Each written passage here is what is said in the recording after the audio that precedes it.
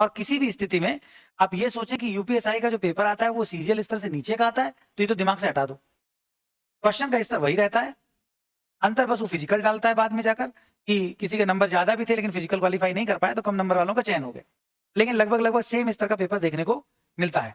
ठीक, अब वो अलग बात है कि जैसे कभी कोई सरल पेपर आ जाए, किसी शिफ्ट में चीजें आसान हो जाए, ये पॉसिबल है। लेकिन ये तो आप भी जानते हैं कि अगर परसेंटेज पे एक क्वेश्चन पूछा गया, मान लीजिए जिसका आईक्यू लेवल 50 है, और एक क्वेश्चन पूछा गया जिसका आईक्यू लेवल 70 है, और एक क्वेश्चन पूछा गया जिसका आईक्यू लेवल 90 है, तो आपको तो सब तैयार करना पड़ेगा ना। आपको क्या पता कि आपके एग्जैक्टली पेपर में कौन सा वाला आने वाला है, तो पढ़ते समय वो सरल कैसे हो सकता है? पढ़ते समय तो हमें सारी चीजें कवर अप करनी पड़ेंगी।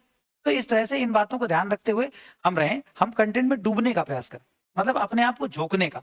बच बच के कुछ नहीं होगा कि अगर मान लीजिए हमने सोचा कि तो थोड़ा पढ़ लेते हैं, कुछ कर लेते हैं, क्योंकि अगर आप थोड़ा मेहनत करेंगे ना तो हमारा फिर उत्साह आपको पढ़ाने का बढ़ेगा। और खासकर जो यहाँ बैठे होंगे, बात आप समझे, ये फर्क ऑनलाइन और ऑफलाइन में आपको रियली एकदम बिल्कुल रियल टाइम एक्सपेक्टेशन है। जैसे जो आप आई कांटेक्ट करके यहाँ रियलाइज करेंगे, उतना बेहतर दबाव आपके ऊपर घर रहकर नहीं बनेगा। तो नहीं आ सकते हैं अगर, तो फिर सारे और विकल्प हैं। आप जो आए हैं तो सब आ ही सकते होंगे, लेकिन जो ऑनलाइन भी देख रहे हैं वो नहीं आ सकते, तो फिर उसको वैसे ही फॉलो करिए, प्रॉपर प्रयास कीजिए कि मैक्सिमम डिसिप्लिन बना रहे। लेकिन जो यहाँ आ सकते हैं वो आई कांटेक्ट से जो व्यवस्था बनेगी वो कहीं और नहीं बन सकती।